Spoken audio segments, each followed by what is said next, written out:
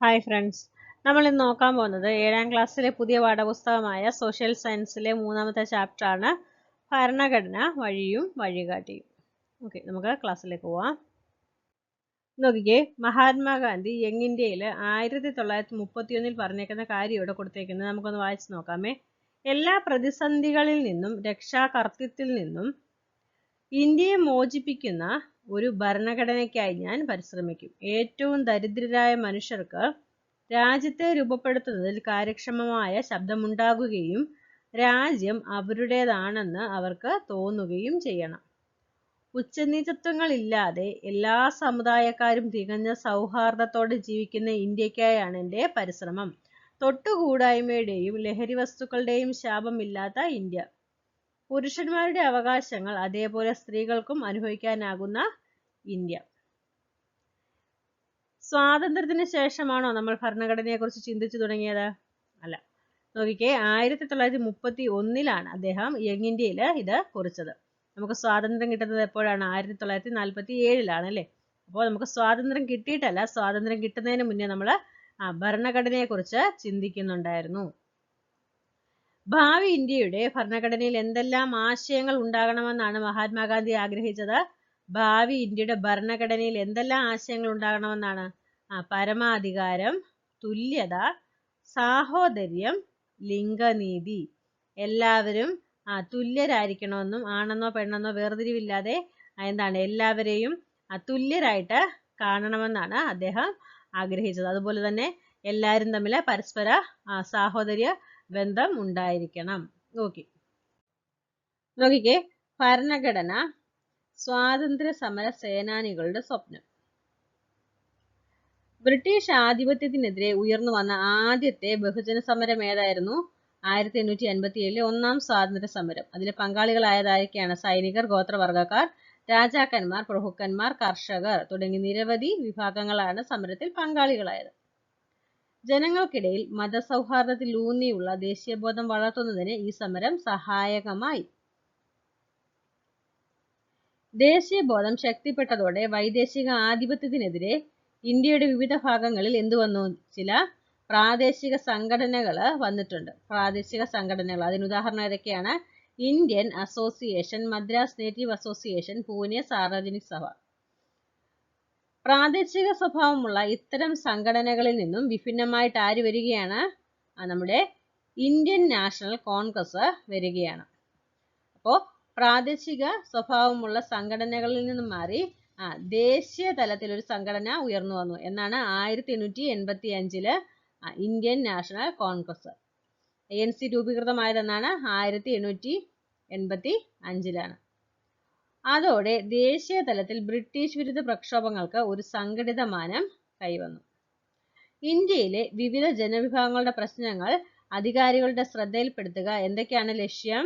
ഇത് പ്രധാനപ്പെട്ട പോയിന്റാണ്. ഇന്ത്യയിലെ വിവിധ ജനവിഭാഗങ്ങളുടെ പ്രശ്നങ്ങൾ അധികാരികളുടെ ശ്രദ്ധയിൽപ്പെടുത്തുക, ജാതി മത പ്രാദേശിക ചിന്തകൾക്ക് അതീതമായി ജനങ്ങൾക്കിടയിൽ ദേശീയ ബോധം വളർത്തുക തുടങ്ങിയവയായിരുന്നു ഈ പ്രസ്ഥാനത്തിന്റെ പ്രധാന ലക്ഷ്യങ്ങൾ. അതുകൂടാതെ വിദേശ ഭരണം അവസാനിപ്പിക്കുക എന്നത് മാത്രമല്ല, മെച്ചപ്പെട്ട സാമൂഹിക രാഷ്ട്രീയ ജീവിതം ഓരോ ഇന്ത്യക്കാരനും ഉറപ്പാക്കുക എന്നതും സ്വാതന്ത്ര്യ സമര പ്രസ്ഥാനത്തിന്റെ പ്രധാന ലക്ഷ്യങ്ങളിൽ ഒന്നായിരുന്നു. സമരത്തിന്റെ ഓരോ ഘട്ടത്തിലും മിത തീവ്ര ദേശീയവാദം ഉൾപ്പെടെ നേതൃത്വത്തിന് വ്യത്യസ്ത കാഴ്ചപ്പാടുകൾ ഉണ്ടായിരുന്നെങ്കിലും ചില അടിസ്ഥാന ആശയങ്ങളും മൂല്യങ്ങളും ഉയർത്തിപ്പിടിച്ചുകൊണ്ടായിരുന്നു ദേശീയ പ്രസ്ഥാനം മുന്നോട്ടു പോയിരുന്നത്.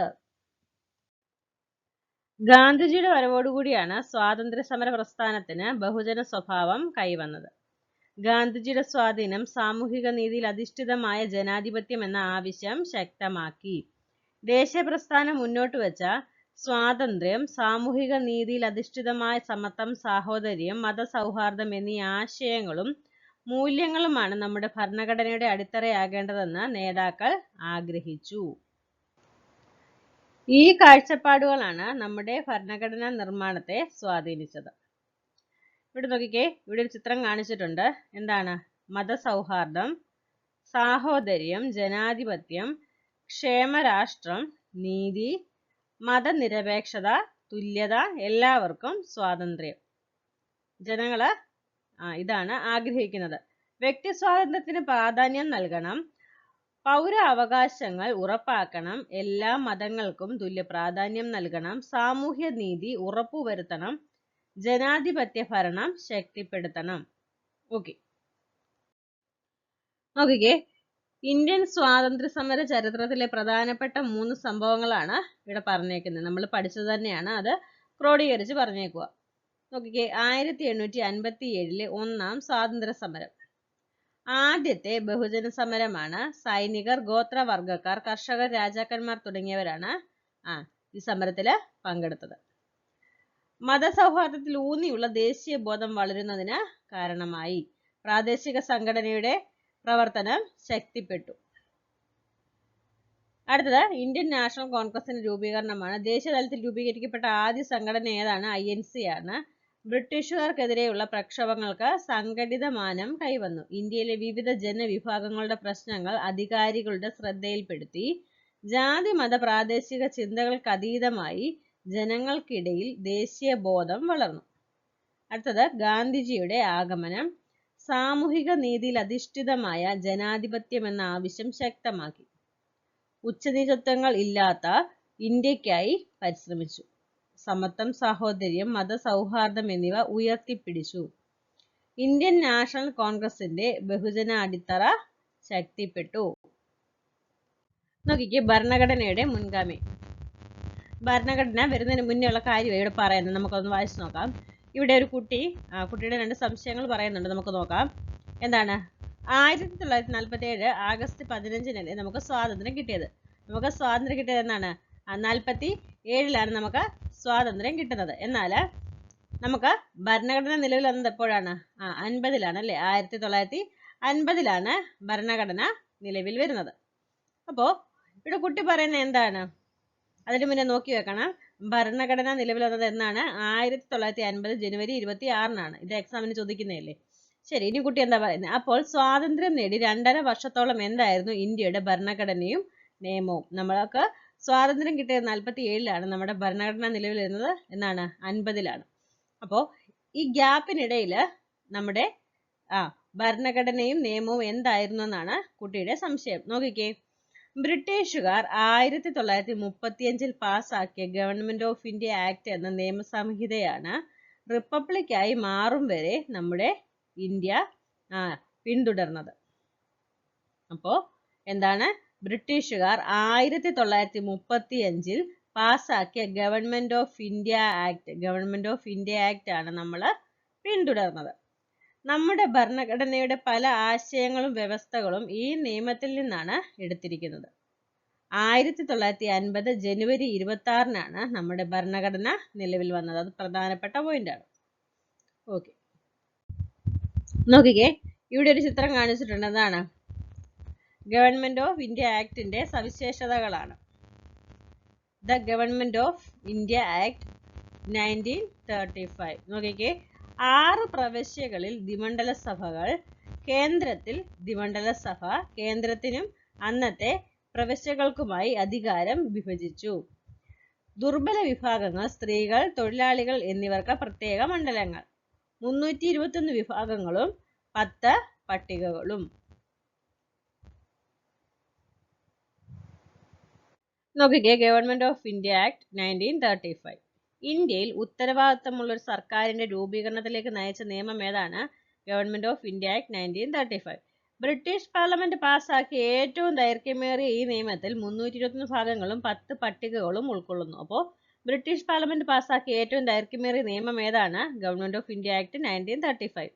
അതുപോലെ തന്നെ എത്ര ഭാഗങ്ങളുണ്ട്? 321 ഭാഗങ്ങളുണ്ട്, 10 പട്ടികകളും ഉൾക്കൊള്ളുന്നുണ്ട്. ഇന്ത്യയിൽ ബ്രിട്ടീഷ് ഇന്ത്യയും നാട്ടുരാജ്യങ്ങളെയും ഉൾക്കൊള്ളുന്ന ഒരു ഫെഡറൽ സംവിധാനം അവതരിപ്പിക്കുന്നതിനും ബ്രിട്ടീഷ് ഇന്ത്യൻ പ്രവിശ്യകളിൽ സ്വയം ഭരണം ഏർപ്പെടുത്തുന്നതിനും കാരണമായ നിയമം കൂടിയായിരുന്നു ഏത്? Government of India act 1935. ഇനി നോക്കിക്കേ, ഈ നിയമത്തിന്റെ പ്രധാന ചില സവിശേഷതകൾ എന്തൊക്കെയാണെന്ന് നോക്കിക്കേ. ഫെഡറൽ സംവിധാനം.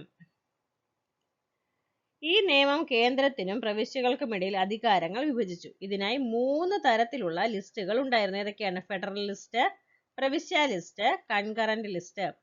ഫെഡറൽ ലിസ്റ്റ് എന്ന് പറയുമ്പോൾ എന്താണ്? കേന്ദ്രത്തിന് നിയമനിർമ്മാണത്തിന് അധികാരമുള്ള വിഷയങ്ങളാണ് ഫെഡറൽ ലിസ്റ്റിൽ.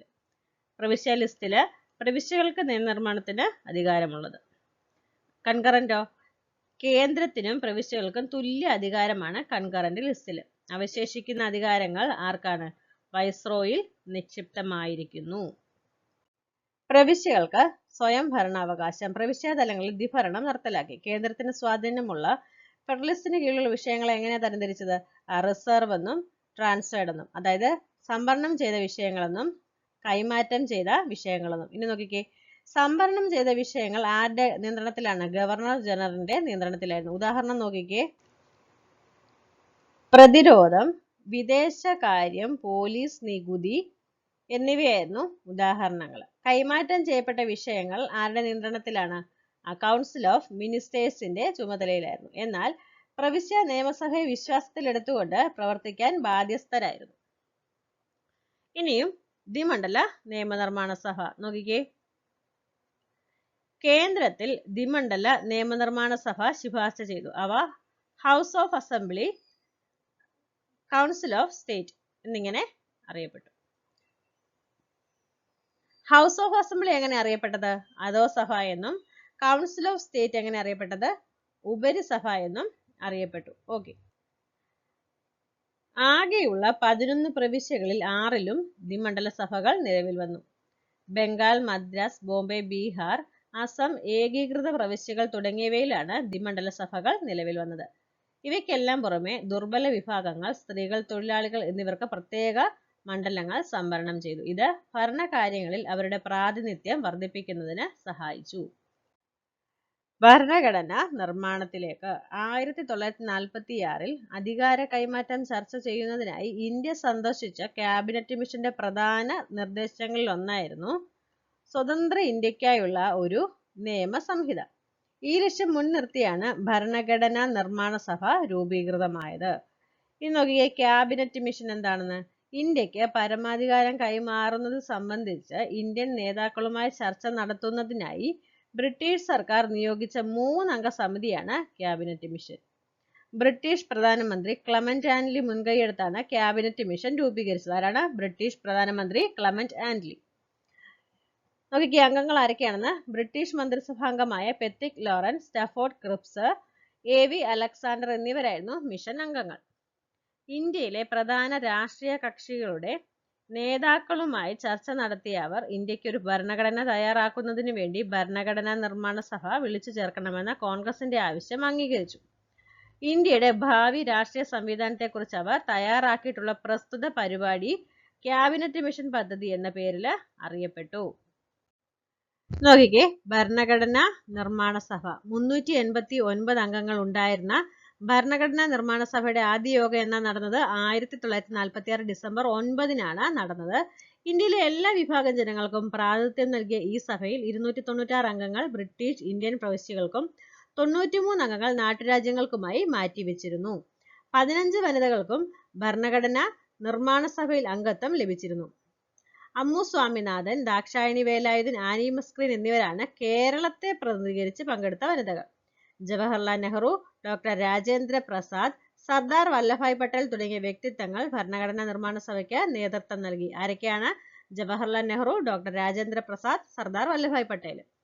ഡോക്ടർ BR അംബേദ്കറിന്റെ അധ്യക്ഷതയിലുള്ള കമ്മിറ്റിയാണ് ഭരണഘടനയുടെ കരട് എഴുതി തയ്യാറാക്കിയത്. ഇതാണ് ഡോക്ടർ BR അംബേദ്കറിന്റെ അധ്യക്ഷതയിലുള്ള കമ്മിറ്റിയാണ് ഭരണഘടനയുടെ കരട് എഴുതി തയ്യാറാക്കിയത്. കമ്മിറ്റിയിൽ ആരൊക്കെയാണ് വരുന്നത്? Alladi Krishnaswamy Iyer, N Gopalaswamy Iyengar, KM Munshi, TT Krishnamachari. ഇവരായിരുന്നു കരട് നിർമ്മാണ കമ്മിറ്റിയിലെ അംഗങ്ങൾ. ഭരണഘടന എഴുതി തയ്യാറാക്കുന്നതിന് 2 കൊല്ലവും 11 മാസവും 17 ദിവസവുമാണ് വേണ്ടിവന്നത്. ഇതിനിടയിൽ 11 പ്രാവശ്യം സഭ സമ്മേളിക്കുകയും 165 ദിവസം പൂർണ്ണമായും ചർച്ചകൾ നടത്തുകയും ചെയ്തു. കരട് ഭരണഘടനയ്ക്ക് 315 വകുപ്പുകളും 13 പട്ടികകളും ഉണ്ടായിരുന്നു. കരട് ഭരണഘടനയ്ക്ക് 7000-ൽ പരം ഭേദഗതികൾ അവതരിപ്പിക്കാൻ നോട്ടീസ് ലഭിച്ചിരുന്നു. തികച്ചും ജനാധിപത്യപരമായ ആശയ പ്രകടനത്തിന് ഭരണഘടനാ നിർമ്മാണ സഭയിൽ അവസരം ലഭിച്ചിരുന്നു. നോക്കിക്കേ, ഭരണഘടനാ നിർമ്മാണ സഭ സവിശേഷതകൾ. ഈ ഒരു കാര്യം പ്രധാനപ്പെട്ടതാണ്, എല്ലാ എക്സാമിനും വരുന്നത്. നോക്കിച്ചേ, നിർമ്മാണ കാലയളവ് 2 വർഷവും 11 മാസവും 17 ദിവസവുമാണ്. ഡ്രാഫ്റ്റിംഗ് കമ്മിറ്റി ചെയർമാൻ ആരാണ്? ഡോക്ടർ BR അംബേദ്കർ ആണ്. ആദ്യ സമ്മേളനം എന്നാ നടന്നത്? 1946 ഡിസംബർ 9-നാണ്. നിലവിൽ വന്നതെന്നാണ്? 1950 ജനുവരി 26. ഇന്ത്യ റിപ്പബ്ലിക്കായി. ഭരണഘടന അംഗീകരിച്ച് ഒപ്പുവെച്ചതെന്നാണ്? 1949 നവംബർ 26. ഈ ഡേറ്റ് ഒക്കെ എപ്പോഴും ചോദിക്കുന്നതല്ലേ, അപ്പോൾ ഇത് എല്ലാം പഠിച്ചു വെക്കണേ. തിരഞ്ഞെടുക്കപ്പെട്ട അധ്യക്ഷൻ ആരാണ്? ഡോക്ടർ രാജേന്ദ്ര പ്രസാദ്. കുറ്റമറ്റ ഭരണഘടനയ്ക്കായി ലോകത്തിലെ ഏറ്റവും മികച്ച ഒന്നാകണം നമ്മുടെ ഭരണഘടനയെന്ന ആഗ്രഹം അത് എഴുതി തയ്യാറാക്കാൻ നിയോഗിക്കപ്പെട്ട ഭരണഘടനാ നിർമ്മാണ സഭയ്ക്ക് ഉണ്ടായിരുന്നു. നമ്മുടെ ഭരണഘടനയുടെ മുഖ്യ ശില്പിയായ ഡോക്ടർ BR അംബേദ്കർ 60ഓളം രാജ്യങ്ങളിലെ ഭരണഘടനകൾ വിശദ പഠനത്തിന് വിധേയമാക്കുകയുണ്ടായി. മറ്റു രാജ്യങ്ങളിൽ രൂപപ്പെട്ട ഭരണഘടനകളുടെ നല്ല വശങ്ങൾ നമ്മുടെ ഭരണഘടനയിലേക്ക് സ്വീകരിക്കുകയായിരുന്നു അദ്ദേഹത്തിന്റെ ഉദ്ദേശം. ഇന്ത്യക്കുള്ള വൈവിധ്യം, ചരിത്ര പാരമ്പര്യം, സംസ്കാരം തുടങ്ങിയ കാര്യങ്ങൾ കൂടി പരിഗണിച്ചാണ് വിദേശ ഭരണഘടനയിലെ ആശയങ്ങൾ നാം സ്വീകരിച്ചിരിക്കുന്നത്. ഇവിടെ ഡോക്ടർ BR അംബേദ്കറിന്റെ ചിത്രം കാണിച്ചിട്ടുണ്ട്. അദ്ദേഹം ഭരണഘടനയുടെ മുഖ്യ ശില്പിയാണ്. നോക്കിക്കേ, സവിശേഷതകൾ ഒട്ടേറെ. ലോകത്തിലെ ഏറ്റവും വലിയ എഴുതപ്പെട്ട ഭരണഘടന ആരുടെയാണ്? നമ്മുടെ ഇന്ത്യയുടേതാണ്. 1950 ജനുവരി 26-ന് നിലവിൽ വന്ന നമ്മുടെ ഭരണഘടനയിൽ 22 ഭാഗങ്ങളും 395 അനുച്ഛേദങ്ങളും 8 പട്ടികകളും ഉണ്ടായിരുന്നു എന്നാ പറയുന്നത് കേട്ടോ. 1950 ജനുവരി 26-നാണ് നിലവിൽ വന്നത്. വലിയ എഴുതപ്പെട്ട ഭരണഘടനയാണ് നമ്മുടേത്. ഭരണഘടന നിലവിൽ വരുമ്പോൾ എത്രയാണ്? 22 ഭാഗങ്ങളും ഉണ്ട്, 395 അനുച്ഛേദങ്ങളും 8 പട്ടികകളും ഉണ്ടായിരുന്നു. ഇനിയും ഭരണഘടനയുടെ സവിശേഷതകൾ നോക്കിക്കേ. പാർലമെന്ററി ജനാധിപത്യ ഭരണം. രാജ്യത്തെ ഭരണാധികാരികളെ നിയമനിർമ്മാണ സഭകൾ നിയന്ത്രിക്കുന്നു. മൗലിക അവകാശങ്ങൾ എന്ന് പറഞ്ഞാൽ എന്താണ്? ഓരോ വ്യക്തിക്കും രാഷ്ട്രം ഉറപ്പുവരുത്തേണ്ട ചില അടിസ്ഥാന അവകാശങ്ങൾ ഉണ്ട്. ജനങ്ങളുടെ പരമാധികാരം എന്ന് പറഞ്ഞാൽ രാഷ്ട്രത്തിന്റെ എല്ലാ അധികാരങ്ങളും ഉത്ഭവിക്കുന്നത് എവിടെ നിന്നാണ്? ജനങ്ങളിൽ നിന്നാണ്. മൗലിക കടമകൾ എന്ന് പറഞ്ഞാൽ എന്താണ്? ഓരോ വ്യക്തിയും രാഷ്ട്രത്തോടും സമൂഹത്തോടും പാലിക്കേണ്ട ഉത്തരവാദിത്തങ്ങളാണ് മൗലിക കടമകൾ. മാർഗനിർദ്ദേശക തത്വങ്ങൾ. സാമൂഹിക സാമ്പത്തിക അവകാശങ്ങൾ ഉറപ്പുവരുത്തുന്നതിനായി രാഷ്ട്രത്തിന് നൽകിയിരിക്കുന്ന നിർദ്ദേശങ്ങളാണ് മാർഗനിർദ്ദേശക തത്വങ്ങൾ. ഇനി നിയമവാഴ്ച നോക്കിക്കേ. എല്ലാ പൗരരും നിയമത്തിന് വിധേയരാണ്. ആരും നിയമത്തിന് അതീതരല്ല. സാർവത്രിക പ്രായപൂർത്തി, വോട്ടവകാശം. നിശ്ചിത പ്രായം പൂർത്തിയായ എല്ലാവർക്കും എന്താണ്? വോട്ട് ചെയ്യാനുള്ള അവകാശമുണ്ട്. സ്വതന്ത്രവും നിഷ്പക്ഷവുമായ നീതിന്യായ വ്യവസ്ഥ. നിയമനിർമ്മാണ കാര്യനിർവഹണ വിഭാഗത്തിൽ നിന്നും സ്വതന്ത്രമാക്കപ്പെട്ട കോടതി സംവിധാനം. ഇനി ഫെഡറലിസം എന്താണ്? അധികാരം കേന്ദ്രത്തിനും സംസ്ഥാനങ്ങൾക്കുമായി വിഭജിക്കുന്ന സംവിധാനമാണ് ഫെഡറലിസം. ഏകപൗരത്വം എന്ന് പറഞ്ഞാൽ എന്താണ്? രാജ്യത്ത് ഒരൊറ്റ പൗരത്വമേ ഉള്ളൂ, സംസ്ഥാനങ്ങൾക്കായി പ്രത്യേക പൗരത്വമില്ല. പാർലമെന്ററി ജനാധിപത്യ ഭരണം. ജനങ്ങൾ തിരഞ്ഞെടുക്കുന്ന പ്രതിനിധികൾ ഉൾക്കൊള്ളുന്ന ജനപ്രതിനിധി സഭയാണ് പാർലമെന്റ് എന്ന് അറിയപ്പെടുന്നത്. നിയമങ്ങൾ നിർമ്മിക്കാനുള്ള അധികാരം ആർക്കാണ്? പാർലമെന്റിനാണ്. രാഷ്ട്രപതി, നിയമനിർമ്മാണ സഭ, കാര്യനിർവഹണ വിഭാഗം എന്നിങ്ങനെ ഇതിന് 3 ഭാഗങ്ങളുണ്ട്. പാർലമെന്ററി ജനാധിപത്യത്തിൽ കാര്യനിർവഹണ വിഭാഗം നയങ്ങളിലും പ്രവർത്തനങ്ങളിലും നിയമനിർമ്മാണ വിഭാഗത്തോട് ഉത്തരവാദിത്തപ്പെട്ടിരിക്കും. നിയമനിർമ്മാണ സഭ, കാര്യനിർവഹണ വിഭാഗം എന്നിവയുടെ ഒത്തൊരുമയാണ് പാർലമെന്ററി ജനാധിപത്യത്തിന്റെ മറ്റൊരു സവിശേഷത. എന്താണ്? നിയമനിർമ്മാണ സഭ, കാര്യനിർവഹണ വിഭാഗം എന്നിവയുടെ ഒത്തൊരുമയാണ് പാർലമെന്ററി ജനാധിപത്യത്തിന്റെ മറ്റൊരു സവിശേഷത. ഇതിൽ കാര്യനിർവഹണ വിഭാഗത്തിലെ അംഗങ്ങൾ നിയമനിർമ്മാണ സഭയിൽ നിന്നുള്ളവർ ആയിരിക്കും. നിയമനിർമ്മാണ വിഭാഗമായിരിക്കും കാര്യനിർവഹണ വിഭാഗത്തെ നിയന്ത്രിക്കുന്നത്. ഒന്നുകൂടെ നോക്കിക്കേ. കാര്യനിർവഹണ വിഭാഗത്തിലെ അംഗങ്ങൾ നിയമനിർമ്മാണ സഭയിൽ നിന്നുള്ളവര് ആയിരിക്കും. നിയമനിർമ്മാണ വിഭാഗമായിരിക്കും കാര്യനിർവഹണ വിഭാഗത്തെ നിയന്ത്രിക്കുന്നത്. ഈ സംവിധാനത്തിൽ രാജ്യത്തലവൻ രാഷ്ട്രപതി എന്നും ഭരണകൂടത്തിന്റെ തലവൻ പ്രധാനമന്ത്രി എന്നും അറിയപ്പെടുന്നു. ഇനി നോക്കിക്കേ. ജനങ്ങളുടെ പരമാധികാരം. ഭരണഘടനയുടെ ആമുഖത്തിൽ തന്നെ ജനങ്ങളുടെ പരമാധികാരം കൂടി വ്യക്തമായി കുറിക്കുന്നുണ്ട്. ഒരു ജനാധിപത്യ രാജ്യത്തിൽ പരമാധികാരം ആർക്കാണ്? ജനങ്ങൾക്കാണ്. അതുകൊണ്ട് തന്നെ ഭരിക്കുന്നവരെ തിരഞ്ഞെടുക്കാനും തിരുത്താനും തൽസ്ഥാനത്ത് നിന്നും മാറ്റാനും ജനങ്ങൾക്ക് അധികാരമുണ്ട്. പ്രായപൂർത്തി വോട്ടവകാശത്തിന്റെ അടിസ്ഥാനത്തിലാണ് ജനപ്രതിനിധി സഭയിലേക്കും സംസ്ഥാനങ്ങളിലെ നിയമനിർമ്മാണ സഭകളിലേക്കും തെരഞ്ഞെടുപ്പുകൾ നടത്തേണ്ടതെന്ന് ആർട്ടിക്കിൾ 326 പ്രഖ്യാപിക്കുന്നുണ്ട്. നോക്കിക്കേ, മൗലിക അവകാശങ്ങൾ. നമ്മുടെ ഭരണഘടനയിൽ പാർട്ട് 3 12 മുതൽ 35 വരെ അനുച്ഛേദങ്ങളിലാണ് മൗലിക അവകാശങ്ങൾ ഉൾപ്പെടുത്തിയിരിക്കുന്നത്. പാർട്ട് 3 12 മുതൽ 35 വരെ ആർട്ടിക്കിളാണ്. ഇന്ത്യയുടെ മാഗ്ന കാർട്ട എന്ന് വിശേഷിപ്പിക്കുന്നത് എന്തിനെയാണ്? മൗലിക അവകാശങ്ങളെയാണ്. യാതൊരു വിവേചനവും ഇല്ലാതെ എല്ലാ വ്യക്തികൾക്കും ഭരണഘടന ഉറപ്പു നൽകുന്നതാണ് മൗലിക അവകാശങ്ങൾ. വ്യക്തികളുടെ അന്തസ്സ്, സമത്വം, പൊതു താൽപര്യം, രാഷ്ട്രത്തിന്റെ ഐക്യം എന്നിവ ഉയർത്തിപ്പിടിക്കാൻ മൗലിക അവകാശങ്ങൾക്കാകുന്നു. രാജ്യത്ത് സ്വേച്ഛാധിപത്യ ഭരണം ഇല്ലാതാക്കാൻ ഇത് സഹായിക്കുന്നു. ജനങ്ങളുടെ സ്വാതന്ത്ര്യവും പുരോഗതിയും മൗലിക അവകാശങ്ങൾ ലക്ഷ്യം വെക്കുന്നു. ഇനി മൗലിക കർത്തവ്യങ്ങൾ എന്താണ്? മൗലിക അവകാശങ്ങളും കർത്തവ്യങ്ങളും ഒരേ നാണയത്തിന്റെ രണ്ട് വശങ്ങളാണ്. എവിടെ അവകാശങ്ങളുണ്ടോ അവിടെ കർത്തവ്യങ്ങളുമുണ്ട്. പൗരർ രാഷ്ട്രത്തോടും സമൂഹത്തോടും പാലിക്കേണ്ട ഉത്തരവാദിത്തങ്ങളാണ് മൗലിക കർത്തവ്യങ്ങൾ. ഓക്കെ. മാർഗനിർദ്ദേശക തത്വങ്ങൾ. ഭരണഘടനയുടെ 4-ാം ഭാഗത്തിൽ ഉൾക്കൊണ്ടിരിക്കുന്ന മാർഗനിർദ്ദേശങ്ങൾ രാജ്യത്തിന്റെ ഭരണത്തിന് അടിസ്ഥാനമായി ഗവൺമെന്റ് ഏജൻസികളും സ്വീകരിക്കേണ്ട തത്വങ്ങളാണ്. ഭരണഘടനയുടെ ആമുഖത്തിൽ പ്രതിപാദിച്ചിട്ടുള്ള സാമൂഹികവും സാമ്പത്തികവും രാഷ്ട്രീയവുമായ നീതി, സ്വാതന്ത്ര്യം, സാഹോദര്യം എന്നീ മഹത്തായ ആശയങ്ങൾ നേടുന്നതിന് ഇന്ത്യയിലെ ജനങ്ങളെ മാർഗനിർദ്ദേശക തത്വങ്ങൾ സഹായിക്കുന്നു. ഭരണഘടനയിൽ 36 മുതൽ 51 വരെ അനുച്ഛേദങ്ങളിൽ ഇത് പ്രതിപാദിക്കുന്നു. ഒരു ക്ഷേമരാഷ്ട്രം എന്ന സങ്കല്പം സാക്ഷാത്കരിക്കാൻ ഇവ സഹായിക്കുന്നു. നിയമവാഴ്ച. ഇന്ത്യൻ ഭരണഘടനയിൽ നിയമവാഴ്ചയ്ക്ക് സുപ്രധാനമായ സ്ഥാനമാണുള്ളത്. നീതി, സമത്വം, സ്വാതന്ത്ര്യം എന്നിവയ്ക്ക് ഇത് ഊന്നൽ നൽകുന്നു. നിയമത്തിന് മുന്നിൽ എല്ലാവരും തുല്യരാണ്. നിയമം എല്ലാത്തിനും ഉപരിയാണ്. ആരും നിയമത്തിന് അതീതരല്ല തുടങ്ങിയ വാചകങ്ങൾ നിയമവാഴ്ചയുടെ പ്രാധാന്യം ഉറപ്പിക്കുന്നു. അതായത് നിയമത്തിന് മുന്നിൽ തുല്യതയും നിയമത്തിന്റെ തുല്യ സംരക്ഷണവും എല്ലാവർക്കും ലഭ്യമാകുന്നു എന്ന് അർത്ഥം. അടുത്ത് നോക്കിക്കേ, സാർവത്രിക പ്രായപൂർത്തി വോട്ടവകാശം. ജനാധിപത്യത്തിന്റെ അവിഭാജ്യ ഘടകമായ തിരഞ്ഞെടുപ്പുകൾക്ക് ഏറ്റവും അനിവാര്യമായ ഒന്നാണ് സാർവത്രിക പ്രായപൂർത്തി വോട്ടവകാശം. നിശ്ചിത പ്രായം പൂർത്തിയാക്കിയ ഏതൊരാൾക്കും ഇന്ത്യയിൽ തിരഞ്ഞെടുപ്പുകളിൽ വോട്ട് ചെയ്യാൻ അവകാശമുണ്ട്. എന്നാൽ ആ അവകാശം വിനിയോഗിക്കണമെങ്കിൽ വോട്ടർ പട്ടികയിൽ എന്തോ വേണം? പേര് ഉൾപ്പെടുത്തണം. അത് നിർബന്ധമായ കാര്യമാണ്. നോക്കിക്കേ, സ്വതന്ത്രവും നിഷ്പക്ഷവുമായ നീതിന്യായ വ്യവസ്ഥ. ജനാധിപത്യ സ്വാതന്ത്ര്യങ്ങൾ സംരക്ഷിക്കാൻ സ്വതന്ത്രമായ ഒരു നീതിന്യായ വ്യവസ്ഥ അനിവാര്യമാണ്. നീതിന്യായ വ്യവസ്ഥയെ പരിപൂർണമായി സ്വതന്ത്രമാക്കുന്നതിന് ലെജിസ്ലേച്ചറിൽ നിന്നും എക്സിക്യൂട്ടീവിൽ നിന്നും ജുഡീഷ്യറിയെ വേർതിരിച്ച് നിർത്തുന്നതിനുള്ള അതിർവരമ്പ് സൃഷ്ടിക്കേണ്ടതുണ്ട്. ഇങ്ങനെ അതിർത്തി നിർണയം വരുത്തിയ ശേഷം നീതിന്യായ വ്യവസ്ഥ സ്വതന്ത്രമായി തീരാൻ സഹായകമായ സാഹചര്യങ്ങൾ സൃഷ്ടിക്കാൻ ഇന്ത്യൻ ഭരണഘടന വ്യവസ്ഥ ചെയ്യുന്നു. ഇനി എന്താ പറയുന്നത്? ഫെഡറലിസം. ഒരു രാജ്യത്തെ വിവിധ തലത്തിലുള്ള ഗവൺമെന്റുകൾ തമ്മിൽ അധികാരം പങ്കിടുന്നതിനെയാണ് അധികാര വിഭജനം കൊണ്ട് ഉദ്ദേശിക്കുന്നത്.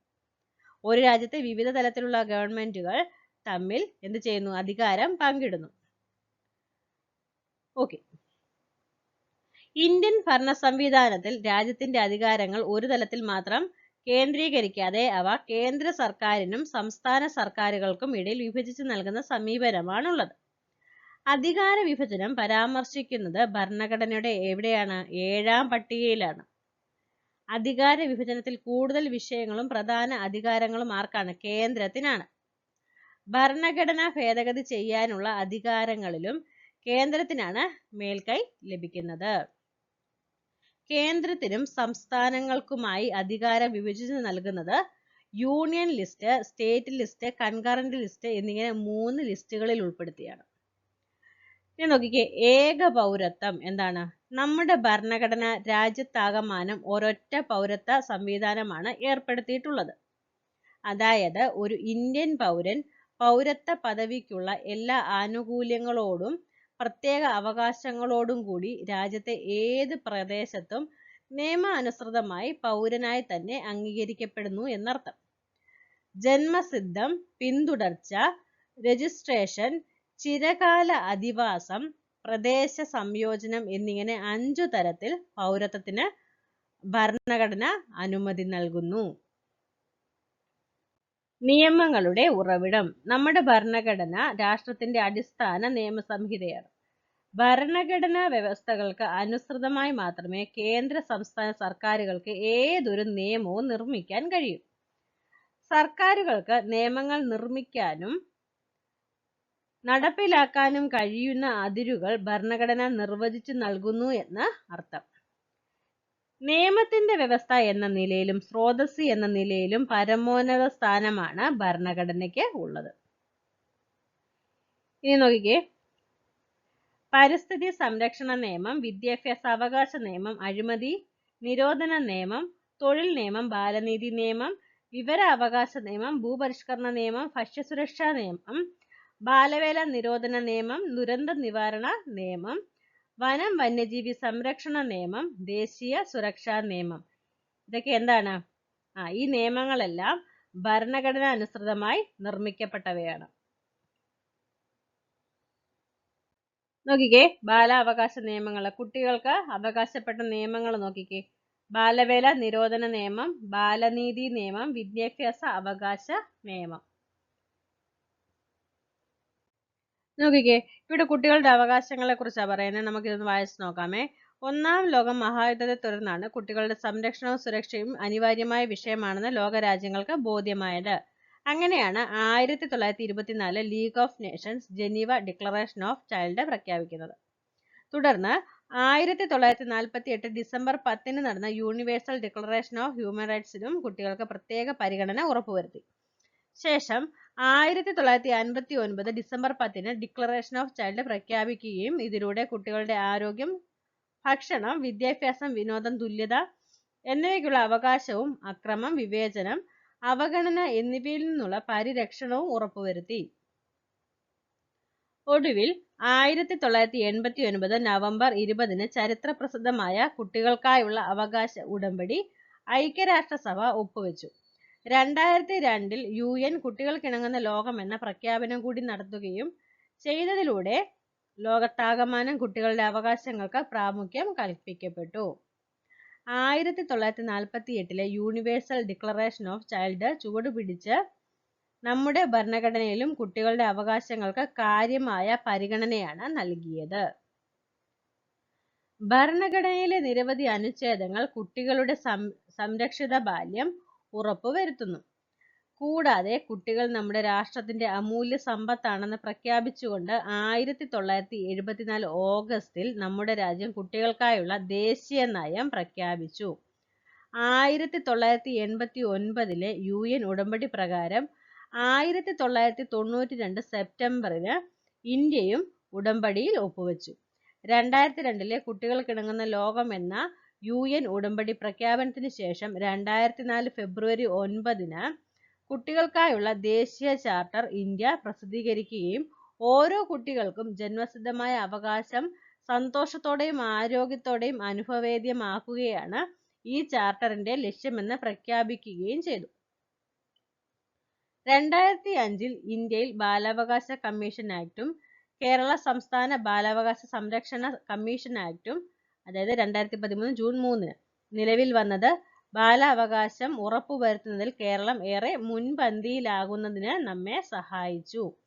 ഇവയ്ക്കെല്ലാം പുറമെ അസംഖ്യം നിയമങ്ങളും കുട്ടികളുടെ അവകാശ സംരക്ഷണത്തിനായി പ്രവർത്തിക്കുന്നു. നമുക്ക് അങ്ങനെയുള്ള നിയമങ്ങളെ കുറിച്ച് നോക്കാമേ. കുട്ടികൾക്ക് നേരെ നടക്കുന്ന ലൈംഗിക അതിക്രമങ്ങൾ തടയുവാനും കുറ്റവാളികൾക്ക് തക്ക ശിക്ഷ ഉറപ്പാക്കുവാനും 1989 കുട്ടികളുടെ അവകാശ ഉടമ്പടി ലക്ഷ്യം വയ്ക്കുന്നു. ഇന്ത്യൻ ഭരണഘടന ഉറപ്പു നൽകുന്ന അവകാശങ്ങൾ ലിംഗഭേദമില്ലാതെ നടപ്പാക്കുന്നതിനും ബാലസൗഹൃദ നടപടികൾ ഉൾക്കൊള്ളിച്ചുകൊണ്ടും നിലവിൽ വന്ന നിയമമാണ് POCSO act 2012, protection of children from sexual offences act 2012. 18 വയസ്സിന് താഴെയുള്ള ഏതൊരാളെയും കുട്ടിയായി നിയമം പരിഗണിക്കുന്നു. അതുകൊണ്ട് 18 വയസ്സിന് താഴെയുള്ള ഏതൊരാൾക്കും എന്താണ്, സെക്സ്വൽ അബ്യൂസ് ഉണ്ടായാൽ എന്ത് ചെയ്യാം? അത് കേസാകും. അങ്ങനെ ചെയ്യുന്നവരെ എന്തോ ചെയ്യും? അവർക്ക് ശിക്ഷ നൽകും. ഓക്കെ, ഇവിടെ നോക്കിക്കേ. ലൈംഗിക കുറ്റകൃത്യങ്ങളിൽ നിന്നും കുട്ടികളെ സംരക്ഷിക്കുന്നതിനുള്ള നിയമം 2012, അതാണ് പോക്സോ ആക്ട് 2012. ഓക്കെ,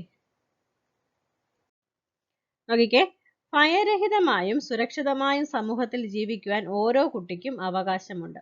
ആരെയും പേടിക്കാതെ സുരക്ഷിതത്വത്തോടെ ജീവിക്കാൻ ഓരോ കുട്ടിക്കും അവകാശമുണ്ട്. അസ്വസ്ഥത ഉളവാക്കുന്നതും സുരക്ഷിതമല്ലാത്തതുമായ സ്പർശനം, നോട്ടം, പ്രവൃത്തി മുതലായവ ഏത് വ്യക്തിയിൽ നിന്നുണ്ടായാലും അവ തിരിച്ചറിയുവാൻ കഴിയണം. ഇത്തരം പ്രവൃത്തികളോട് അരുത് എന്ന് പറയുവാനും അകറ്റി നിർത്തുവാനും അധികാരികളോട് പരാതിപ്പെടാനും ശ്രദ്ധ പുലർത്തണം. ലൈംഗിക അതിക്രമ കേസുകൾ ഉണ്ടായാൽ അവ റിപ്പോർട്ട് ചെയ്യേണ്ടത് സ്പെഷ്യൽ ജുവനൈൽ പോലീസ് യൂണിറ്റോ ലോക്കൽ പോലീസോ ആണെന്ന് നിയമത്തിൽ വിവരിക്കുന്നു. വകുപ്പ് 19 പ്രകാരം പോക്സോ കേസുകൾ കൈകാര്യം ചെയ്യുന്ന ഉദ്യോഗസ്ഥർ ചൈൽഡ് വെൽഫെയർ പോലീസ് ഓഫീസർ എന്നറിയപ്പെടുന്നു. CWPO. കേരള സംസ്ഥാന ബാലാവകാശ സംരക്ഷണ കമ്മീഷൻ പോക്സോ നിയമത്തിന്റെ 44-ാം വകുപ്പ് പ്രകാരം നിരീക്ഷണ സംവിധാനം ഒരുക്കിയിട്ടുണ്ട്. പോക്സോ കുറ്റകൃത്യങ്ങളിൽ ഏർപ്പെടുന്ന ഏതൊരു വ്യക്തിക്കും കഠിന ശിക്ഷ ഈ നിയമം വ്യവസ്ഥ ചെയ്യുന്നു. നോക്കിക്കേ, ഭരണഘടനയുടെ ധർമ്മങ്ങൾ. നിയമത്തിന്റെ വ്യവസ്ഥ, സ്രോതസ് എന്നതിനു പുറമെ മറ്റേതെല്ലാം ധർമ്മങ്ങൾ ഭരണഘടന നിർവഹിക്കുന്നുണ്ടെന്ന് നോക്കിക്കേ. രാജ്യത്തിന് ദിശാബോധം നൽകുന്ന അടിസ്ഥാന രേഖയായി നിലകൊള്ളുന്നു. എന്താണ്? ആമുഖം. ആമുഖം രാജ്യത്തിന് ദിശാബോധം നൽകുന്ന അടിസ്ഥാന രേഖയായി നിലകൊള്ളുന്നു. അതുപോലെ തന്നെ രാജ്യത്തിന്റെ അടിസ്ഥാന മൂല്യങ്ങളും ആദർശങ്ങളും നിർവചിക്കുന്നു. അതും എന്താണ്? ആമുഖമാണ്. സ്വേച്ഛാധിപത്യത്തിനും അധികാര ദുർവിനിയോഗത്തിനും എതിരായ സംരക്ഷണ കവചമായി വർത്തിക്കുന്നു. സ്വതന്ത്രവും നിഷ്പക്ഷവുമായ നീതിന്യായ വ്യവസ്ഥ. ഗവൺമെന്റിന്റെ അധികാരങ്ങളും പരിമിതികളും വ്യക്തമാക്കുന്നു. അധികാര വിഭജനം. പൗരരുടെ അവകാശങ്ങളും കടമകളും സ്ഥാപിക്കുന്നു. മൗലിക അവകാശങ്ങളും കടമകളും.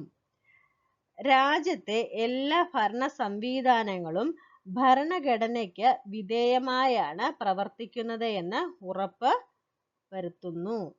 നീതിന്യായ പുനരവലോകനം. നാനാത്വത്തിൽ ഏകത്വം സംരക്ഷിക്കുന്നു. ആമുഖം ആർട്ടിക്കിൾ 1 പറയുന്നു. നോക്കിക്കേ, ആമുഖത്തെ കുറിച്ച് പറയുന്നത് നോക്കാമേ. ഇന്ത്യൻ ഭരണഘടനയുടെ ആമുഖത്തിൽ പ്രകടിപ്പിച്ചിട്ടുള്ള ആശയങ്ങൾ ഭരണഘടനാ നിർമ്മാണ സഭ ആദ്യ സമ്മേളനത്തിൽ ജവഹർലാൽ നെഹ്റു അവതരിപ്പിച്ചതും പിന്നീട് അംഗീകരിച്ചതുമായ ലക്ഷ്യപ്രഖ്യാപന പ്രമേയത്തിൽ ഉൾപ്പെട്ടിരുന്നു. ഇത് പ്രധാനപ്പെട്ട പോയിന്റാണ്. ഭരണഘടനയുടെ ഏറ്റവും വിലയേറിയ ഭാഗം, ഭരണഘടനയുടെ ആത്മാവ്, താക്കോൽ എന്നിങ്ങനെ നിരവധി വിശേഷണങ്ങളാണ് ഭരണഘടനയുടെ ആമുഖത്തിന് നൽകപ്പെട്ടിട്ടുള്ളത്. ഇന്ത്യയെ ഒരു പരമാധികാര സോഷ്യലിസ്റ്റ് മതനിരപേക്ഷ ജനാധിപത്യ റിപ്പബ്ലിക്കായി സംഘടിപ്പിക്കുന്നതിനുള്ള ഇന്ത്യയിലെ ജനങ്ങളുടെ ഉറച്ച തീരുമാനത്തെ ഭരണഘടനയുടെ ആമുഖം വിളംബരം ചെയ്യുന്നു. ഇന്ത്യൻ റിപ്പബ്ലിക്കിന്റെ ലക്ഷ്യങ്ങളായ നീതി, സ്വാതന്ത്ര്യം, സമത്വം, സാഹോദര്യം എന്നിവ ആമുഖത്തിൽ നിർവചിക്കുന്നു. അധികാരം വേർതിരിക്കൽ.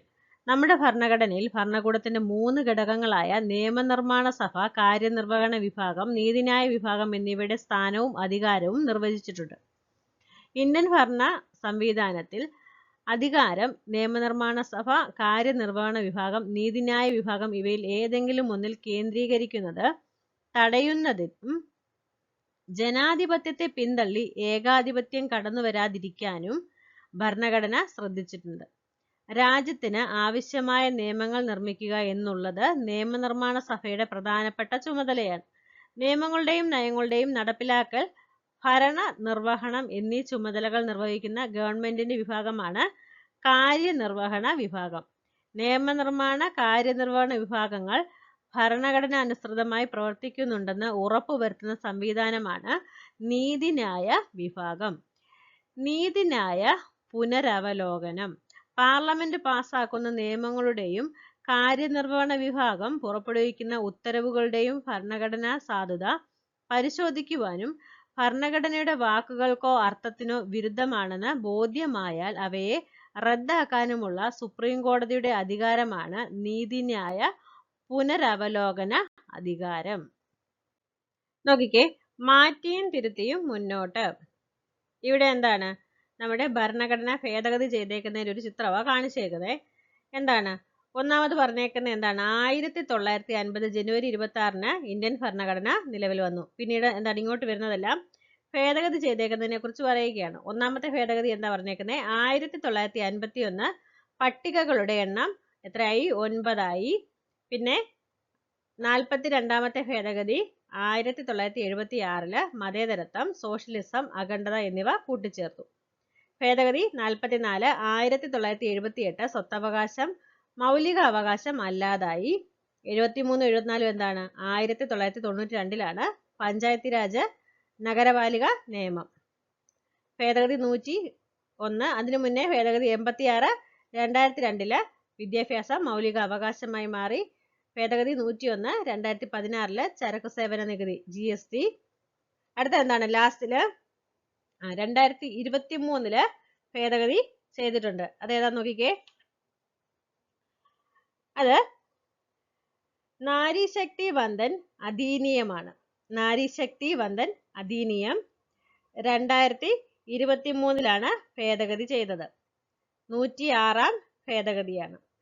ഓക്കെ, അപ്പോൾ പ്രധാനപ്പെട്ട ഭേദഗതികൾ ഇവിടെ കൊടുത്തിട്ടുണ്ട്.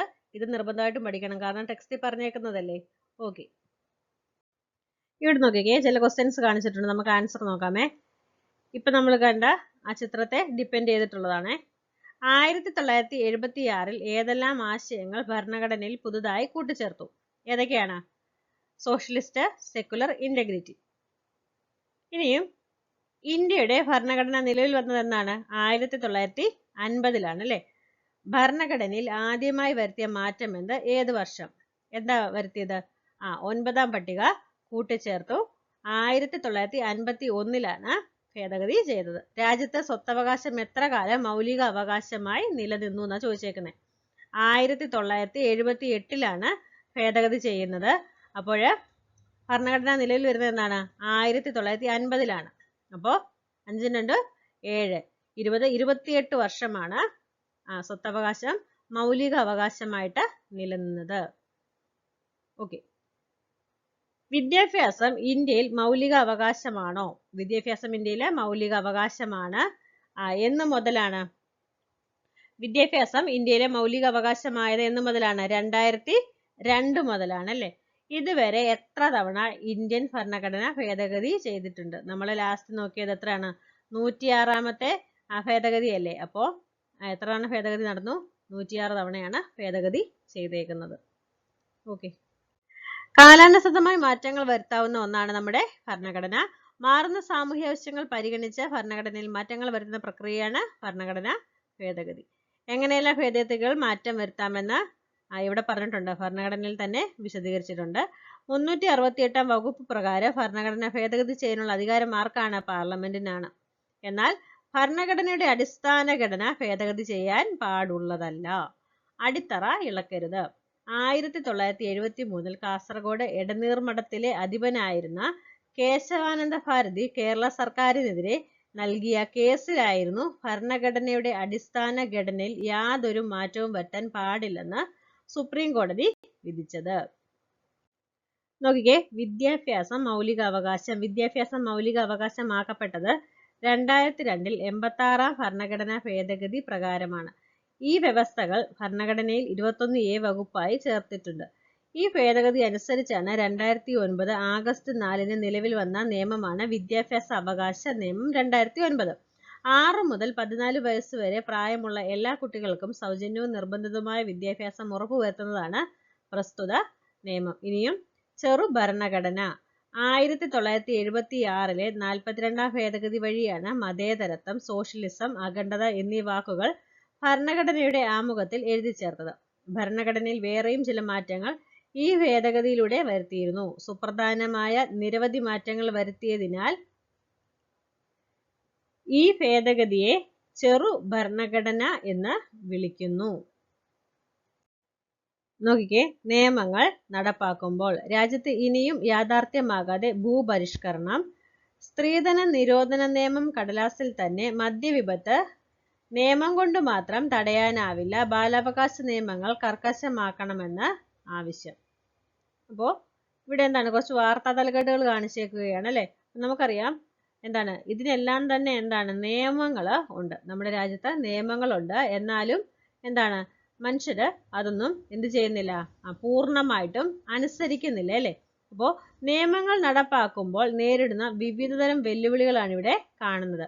അപ്പോൾ എന്തൊക്കെയാണ് അതിന്റെ കാരണങ്ങൾ? ജനങ്ങളുടെ വ്യത്യസ്തമായ താല്പര്യങ്ങൾ, ജനഹിതം പൂർണ്ണമായും ഉൾക്കൊള്ളാത്ത നിയമനിർമ്മാണങ്ങൾ, അതുപോലെ തന്നെ നിയമങ്ങളെക്കുറിച്ചുള്ള അറിവില്ലായ്മ. അപ്പോൾ ജനങ്ങൾക്ക് ഇതിനെക്കുറിച്ച് അറിവില്ലെങ്കിലും എന്താണ് ഇങ്ങനെയുള്ള കാര്യങ്ങൾ സംഭവിക്കും. അപ്പോൾ നിയമങ്ങൾ ഉണ്ടെങ്കിലും അത് പാലിക്കാതെ ഒരു കൂട്ടം ജനങ്ങൾ നമ്മുടെ സമൂഹത്തിൽ ഉണ്ട്. അല്ലെങ്കിൽ നമ്മുടെ നിയമവ്യവസ്ഥയെ ഭയമില്ലാത്തവരും ഉണ്ട്. വ്യത്യസ്ത താല്പര്യങ്ങളുള്ള സമൂഹമാണ് നമ്മുടേത്. എങ്കിലും പൊതു നിയമങ്ങൾ അനുസരിക്കാൻ എല്ലാവരും ഭരണഘടനാപരമായി ബാധ്യസ്ഥരാണ്. പുതിയ നിയമങ്ങൾ രൂപീകരിക്കപ്പെടുമ്പോൾ അവയ്ക്കെതിരെയുള്ള അഭിപ്രായങ്ങളും സമരങ്ങളും ഉയർന്നു വരുവാൻ സാധ്യതയുണ്ട്. അത് ജനാധിപത്യ സമൂഹത്തിൽ സ്വാഭാവികമാണ്. ഇങ്ങനെ ഉയരുന്ന എതിർപ്പുകളെ ഭരണഘടനാപരമായും ജനാധിപത്യപരവുമായാണ് സമീപിക്കേണ്ടത്. വൈവിധ്യങ്ങളും വൈജാത്യങ്ങളും ഏറെയുള്ള നമ്മുടെ സമൂഹത്തിൽ ഭരണഘടന മുന്നോട്ട് വയ്ക്കുന്ന മൂല്യങ്ങൾ പൗരസമൂഹം ഉൾക്കൊള്ളുന്നതിലൂടെ മാത്രമേ ഇന്ത്യയെ പരമാധികാര സ്ഥിതി സമത്വ മത നിരപേക്ഷ ജനാധിപത്യ റിപ്പബ്ലിക്കായി ഉയർത്താൻ കഴിയൂ. നമ്മുടെ ഒരു ക്ലാസ് കഴിഞ്ഞിട്ടുണ്ട്. ഈ ഒരു ക്ലാസ് നിങ്ങൾക്ക് ഉപകാരപ്പെട്ടെന്ന് വിശ്വസിക്കുന്നു. Okay, thank you.